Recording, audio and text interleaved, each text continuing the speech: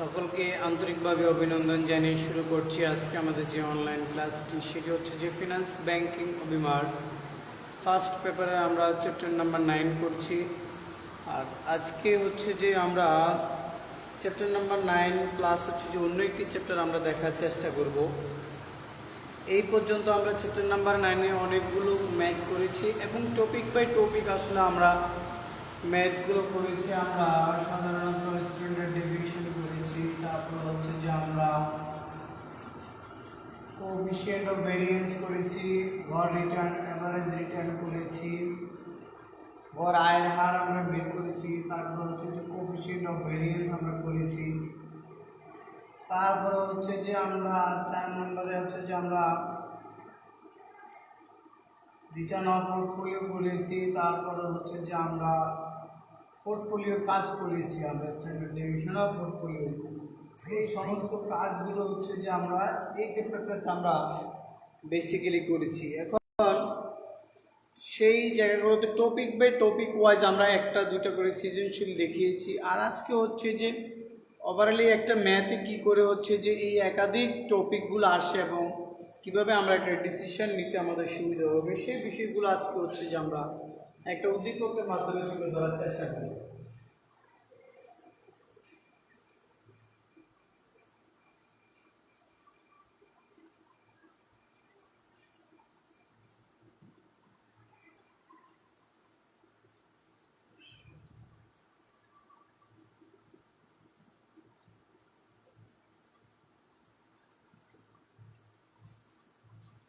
তাহলে দেখো, আজকে হচ্ছে যে আমরা একটা কিভাবে আসলে আমাদের পরীক্ষাগুলোর মধ্যে আসতে পারে আমাদের, সেই বিষয়ে আমরা একটু কাজ করব।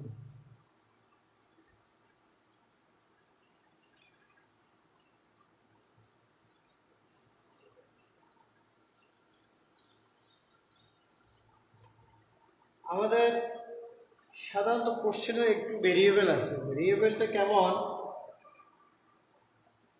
যদি দেখো আমাদের দুই ক্যাটাগরির আসলে সিকিউ আসবে। সিকিউটা আমাদের আসবে বেসিক্যালি দুই ক্যাটাগরি।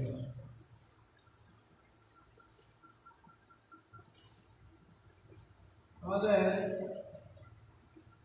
ফার্স্ট ক্যাটাগরি হচ্ছে যে আমাদের স্ট্যান্ডার্ড ডেভিয়েশন, আদর্শ বিচ্যুতি পরিমিতি রিলেটেড।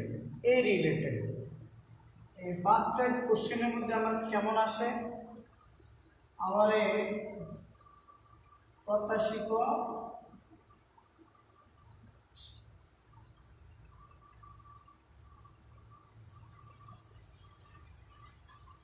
আয়ের হার এক নম্বরের কাজ।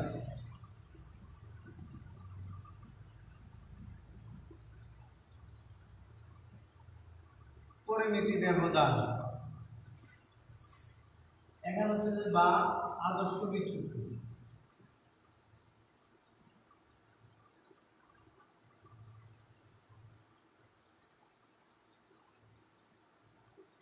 বিচ্যুতি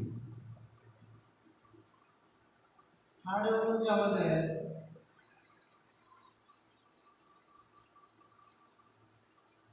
বিভেদাঙ্ক। এই তিনটে ক্যাটাগরি দিয়ে ফার্স্ট টাইপের একটা সিকিউ হবে। সেকেন্ড নাম্বারে আমাদের কি কি জিনিস থাকতে পারে, আমাদের থাকতে পারে হচ্ছে যে আমাদের পোর্টফোলিও,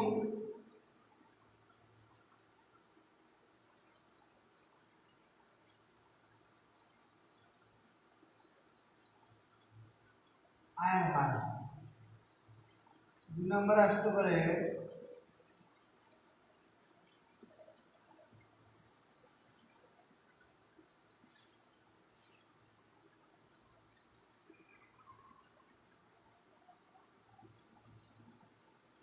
পোর্টফোলিও ঝুঁকির হার।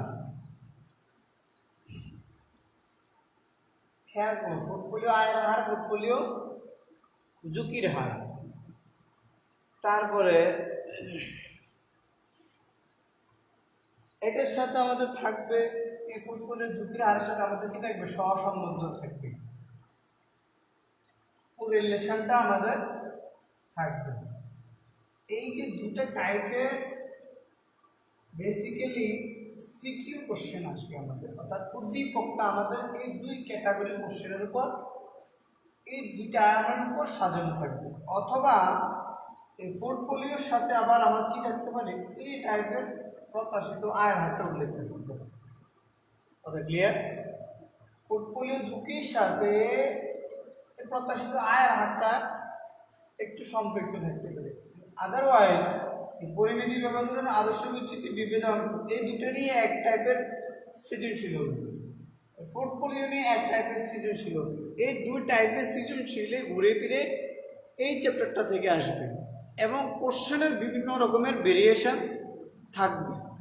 এই চ্যাপ্টারটা মূলত কাজটা হচ্ছে যে এইভাবে মূলত কাজ, কঠিন কোনো কিছু না, এখানে সহজ, শুধু এক্সারসাইজ করতে হবে প্রচুর পরিমাণে, এটা হলো মূল কথা।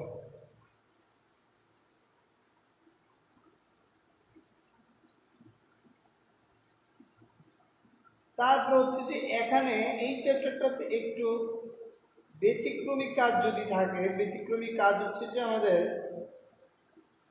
কোম্পানির মোট আয়ের হারের কথা যদি উল্লেখ থাকে। আর একটা জিনিস এখানে আমাদের যদি এখানেও থাকতে পারে, এখানেও থাকতে পারে, মোট আয়ের হার আমাকে যদি বলা হয়, এই আয়ের হারটা আমাকে রিটার্ন যদি বের করতে বলা হয়, এই রিটার্ন যদি আমাকে বের করতে বলা হয়, কিন্তু তখন যদি আমাকে যদি শেয়ারের প্রাইসের কথা উল্লেখ থাকে এবং হচ্ছে যে আমার শেয়ারের বিক্রয় মূল্য উল্লেখ থাকে, শেয়ারের ক্রয় মূল্য উল্লেখ থাকে, পার শেয়ার প্রাইস উল্লেখ থাকে, তখন আমাকে এই আয়ের হারটা বের করতে বলা হতে পারে। অর্থাৎ কোম্পানিতে যা বিনিয়োগ করা হবে তার আয়ের হারটা কত হবে, এটা যদি বের করতে বলা হয়, তখন আমাদেরকে এই সূত্র C minus P1 plus P2, কথা বুঝে গেছে? এই আর মাইনাস এপি, এইটা আমাদেরকে করতে হবে, কথা বুঝে গেছে? এই যেখানে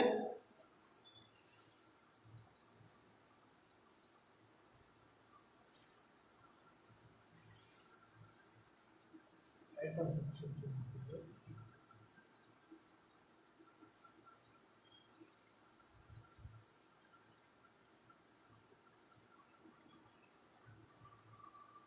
এই যে C minus P1 plus P0 by P0, P0 মানে কি, যে প্রাইসটা ইনিশিয়াল প্রাইস সেটাকে বলা হয় এটাকে, অর্থাৎ যেটা আমি কিনলাম ক্রয় মূল্য এবং যেটা আমি বিক্রি করলাম এটা P1, কথা বুঝে গেছে?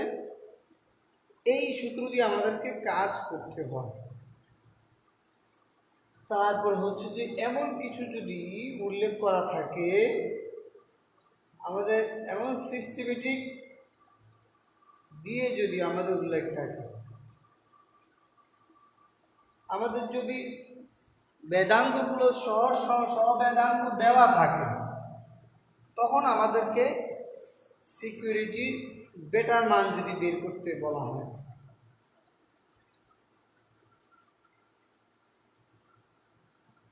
যদি আমাদেরকে বেটার মান বের করতে বলা হয়, এই চ্যাপ্টারে আরেকটা কাজ, যদি আমাদেরকে বেটার মান বের করতে বলা হয়, তখন আমরা কি কাজ করব, কোএফিসিয়েন্ট অফ ভেরিয়েন্স এবং হচ্ছে যে স্ট্যান্ডার্ড ডেভিয়েশন, এই কাজটা স্ট্যান্ডার্ড ডেভিয়েশন এ হোক যাই হোক, এই দিলাম এটা হোল স্কয়ার, এই কাজ আমাদেরকে করতে হয়।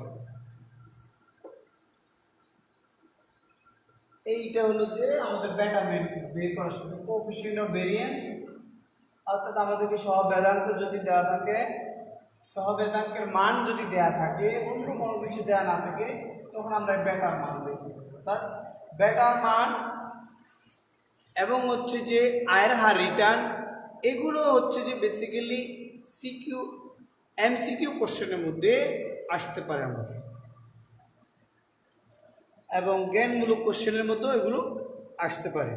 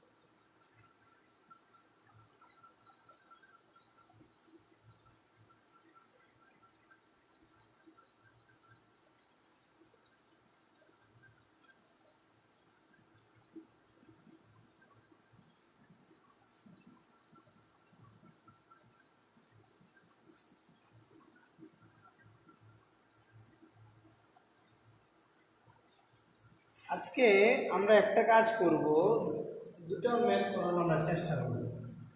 আজকের পরে এই চ্যাপ্টারটা আমাদের শেষ, আর আমরা এই চ্যাপ্টার পর আবার নেক্সট অন্য একটা চ্যাপ্টার আমরা পড়াবো।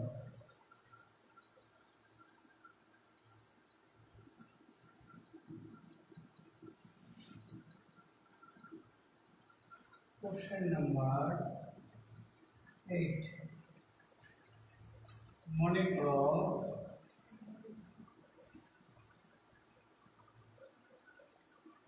এ বি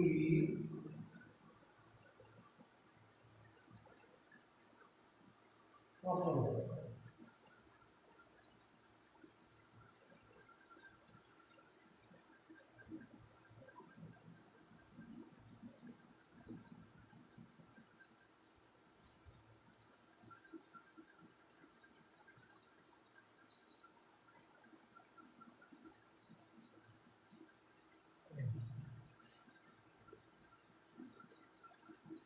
নগদ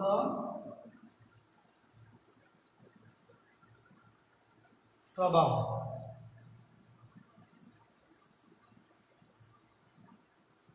সম্ভাবনা,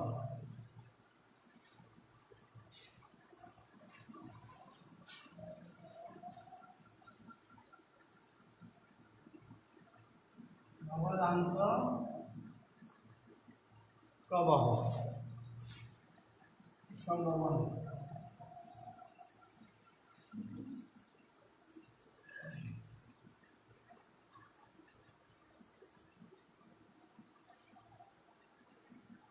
এটা হচ্ছে যে আমাদের এটা এক নম্বর। তাহলে এখন আমরা দেখি 60,000, 10,000, 10,000, 20,000, সম্ভাবনা 0.60, 0.10, 0.20, 0.10, এটা আমাদের 50,000, 20,000, 10,000, 20,000, 0.50, 0.30, 0.10, 0.10।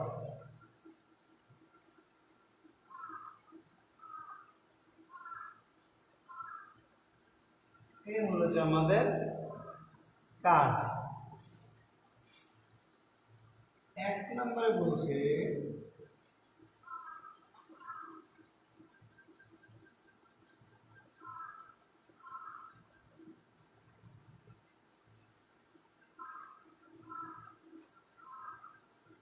কত?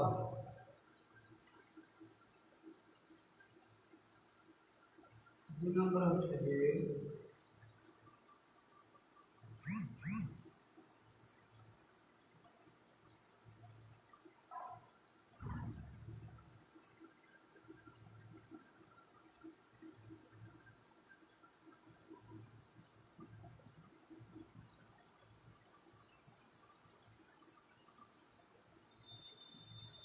দুটি প্রকল্পের ঝুঁকির পরিমাণ নির্ণয় করে। এই হলো যে আমাদের প্রশ্নে আমাদের এগুলো উল্লেখ করা আছে।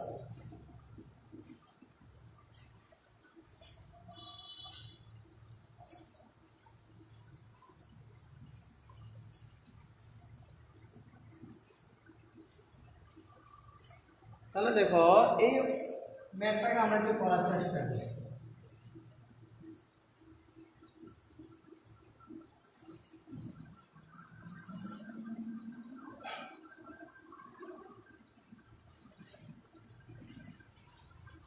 এখানে আমাদেরকে কি করতে বলা হয়েছে, এখানে আমাদের নগদ আন্তঃপ্রবাহ দিয়ে উল্লেখ করা আছে এবং প্রবাবিলিটি দেওয়া আছে এবং আমাদেরকে বলছে পরিমিতি ব্যবধান বের করতে। এখন আমরা জানি পরিমিতি ব্যবধান যদি করতে যাই আমাদের অ্যাভারেজ রিটার্নটা লাগবে। এখন অ্যাভারেজ রিটার্নটা যদি আমাদেরকে বের করতে হয় তাহলে হচ্ছে যে এখন আমাদের অ্যাভারেজ ক্যাশ ফ্লো আমাদেরকে বের করতে হবে। অ্যাভারেজ ক্যাশ ফ্লো বের করতে হলে আমাদের প্রত্যাশিত গড় নগদ প্রবাহ লাগবে। আমরা লিখি 1 নম্বরের কাজ,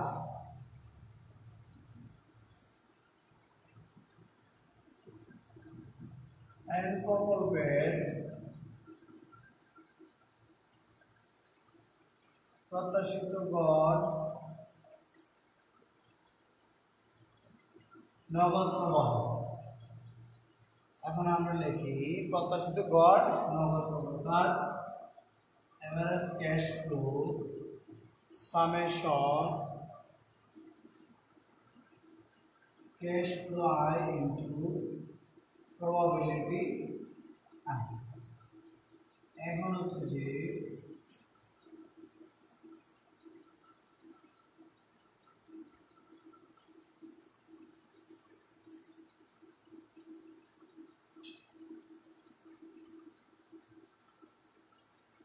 তাহলে এখন আমরা উঠাই, প্রথমটা আমাদের মান ছিল কত?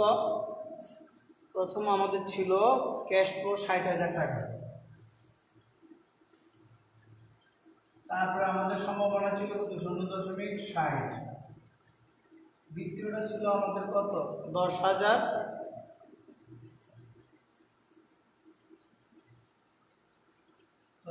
এই দশমিক আমাদের পরেরটা ছিল 10% প্লাস পরেরটা আমাদের 10,000 কিন্তু দশমিক ছিল আমাদের 10%, 20% প্লাস পরেরটা হচ্ছে যে আমাদের 20,000, দশমিক ছিল আমাদের 10%। তাহলে সবগুলো করলে আমাদের আসবে 36,000, 1,000, 2,000, 2,000। টোটাল আমাদের আসবে 41,000।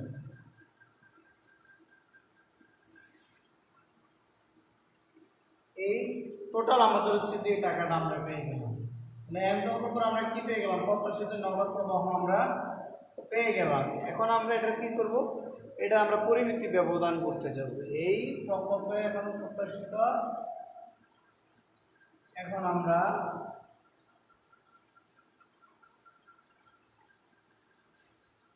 এটা হচ্ছে যে আমরা এখন এম প্রকল্পের পরিমিতি ব্যবধান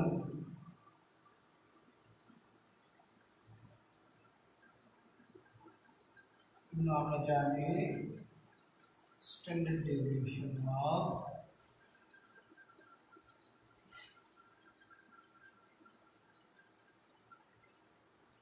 summation of cash flow minus average cash flow square into PI। এই হচ্ছে যে আমাদের সূত্র। তাহলে এখন আমরা একটু এই দিকে করার চেষ্টা করি। তাহলে ক্যাশ ফ্লো আমরা কত পেলাম? ক্যাশ ফ্লো আমাদের আছে, এটা cash flow M, cash flow M,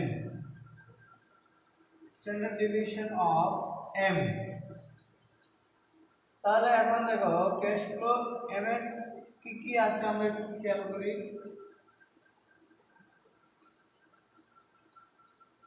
60,000 minus 41,000 whole square into 0.60।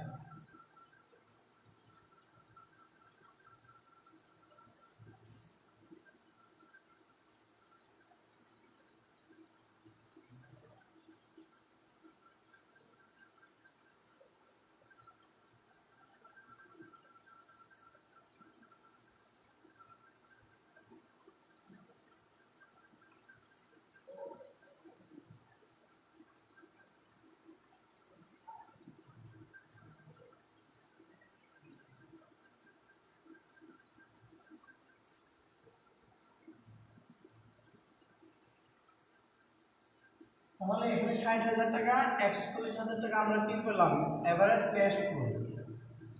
তারপরে এখন দেখো পরের হচ্ছে আমাদের কত, 10,000 minus 41,000 whole square into 0.10 plus 10,000 minus 41,000 0.20 plus 20,000 into 0.10 whole square into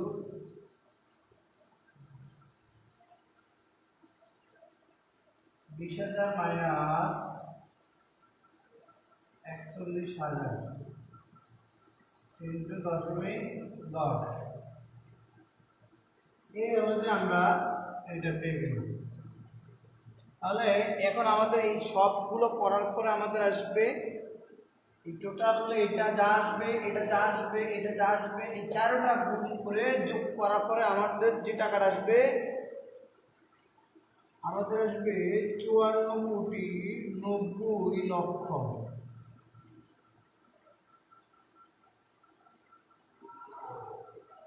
এইটা আমাদের আসবে। আমরা মাল্টিপ্লাই করলে আমাদের আসবে, এটাকে বর্গমূল করলে 23,431 টাকা। এটা আমাদের আসবে পরিমিতি ব্যবধান। কথা বুঝতে পারলাম? এইটা আমাদের আসবে। এখন আমাদেরকে আমরা কি পেলাম, এম প্রকল্পটা পেয়ে গেলাম।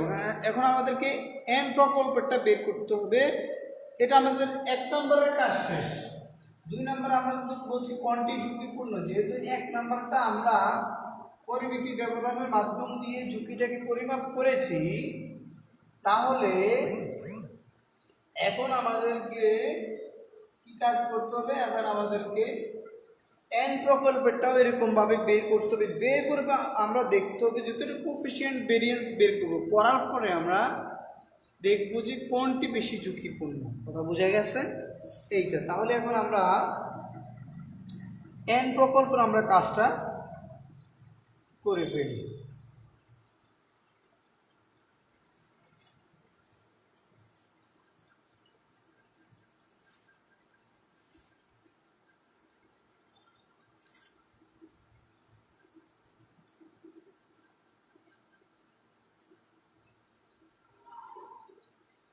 এন প্রকল্পের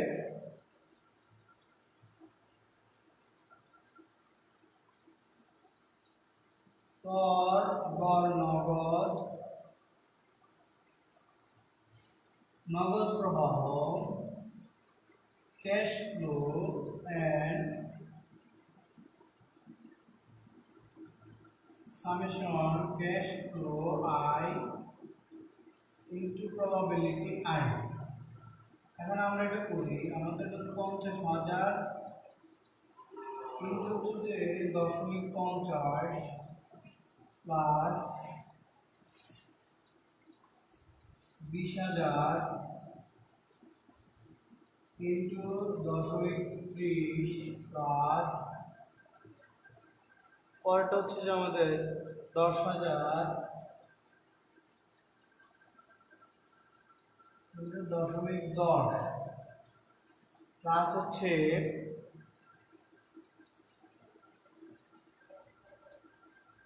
20,000 ইন্টু 0.10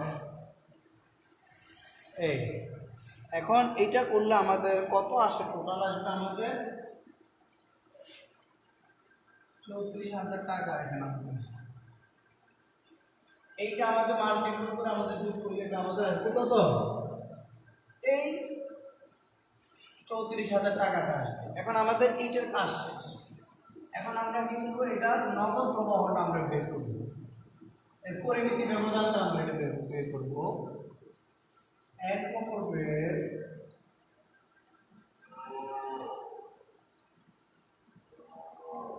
ব্যবধান we know আমরা জানি standard deviation n summation cash flow n minus average cash flow n whole square into probability n। তাহলে আমরা এটা এখান থেকে শুরু করি। আমরা যদি এটা এখান থেকে দিই,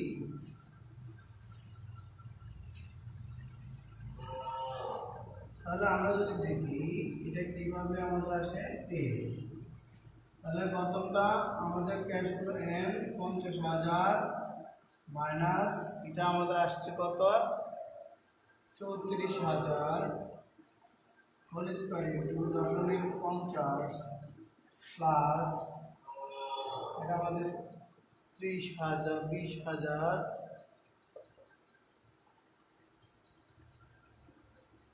minus 34,000 whole square into 0.30 plus আমাদের 10,000 মাইনাস 34,000 হোল স্কয়ার ইন্টু 0.10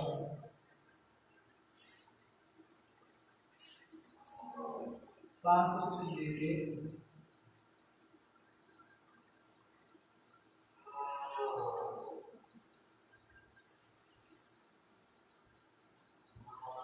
কোনটা আমরা করলাম? আমাদের এটা 20,000 মাইনাস 34,000 হোল স্কয়ার 0.20। এখন এটা আমরা যদি করি আমাদের আসে কত? এই সবগুলো করলে আমাদের 26 40 এইটাকে আমরা রুট করার পর আমাদের আসবে কত? 16,248 আমাদের আসবে। এই এত টাকা পরিমিতি ব্যবধান আসছে। তাহলে একটার পরিমিতি ব্যবধান আমরা n এর পরিমিতি ব্যবধান হলো 16,000 আর m এর পরিমিতি ব্যবধান আমরা পেলাম কত? 23,431 টাকা। তাহলে এই দুটো দিয়ে এখন আমরা কি করব? আমরা বিভেদাঙ্ক নির্ণয় করার মধ্যে দিয়ে আমরা কি করব? এটা ঝুঁকিটা পরিমাপ করব। আমরা পার্সেন্টেজ আকারে যেহেতু আমরা করতে চাচ্ছি সেহেতু আমরা এটা এখন পরিমিতি আমরা বিভেদাঙ্কের মাধ্যমে m লিখি। m প্রকল্পের বিভেদাঙ্ক কোএফিসিয়েন্ট অফ ভেরিয়েন্স CBM। আর আমরা দেখি standard deviation m cash flow m into 100। তাহলে এখন আমরা দেখি স্ট্যান্ডার্ড ডেভিয়েশন অফ m কত আসলো আমাদের?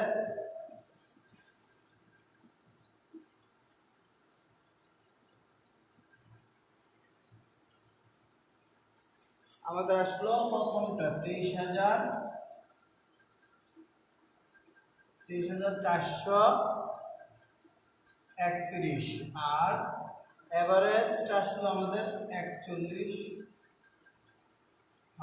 ইনটু 100 আসলো আমাদের 57.15%। এবং আমরা যদি পরেরটা করি আবার CBN এরটা যদি আমরা বের করি তাহলে আমাদের আসবে standard deviation of n average case to n into 100। তাহলে এইটাতে আমাদের মান আসবে কত? আমাদের 16,248 এবং আমাদের হলো 34,000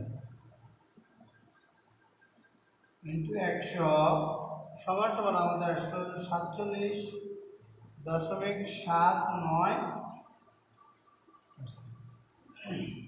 তাহলে দেখো একটা পার্সেন্টেজ কত? 57% আর একটি কত? 47%। তাহলে কোনটি আমাদের জন্য সবচেয়ে ভালো? কোন প্রকল্পটি আমাদের জন্য ভালো? কোনটাতে ঝুঁকি বেশি? আমাদের এম প্রকল্পতে অনেক বেশি ঝুঁকি। এম প্রকল্পতে কি আমাদের অনেক বেশি ঝুঁকি। তাহলে আমরা কি করব? এন প্রকল্পতেই সবচেয়ে বিনিয়োগ করাটা আমাদের জন্য উচিত হবে এবং এন প্রকল্পতে আমরা বিনিয়োগ করবো, কারণ এখানে কি ঝুঁকির পরিমাণ কম।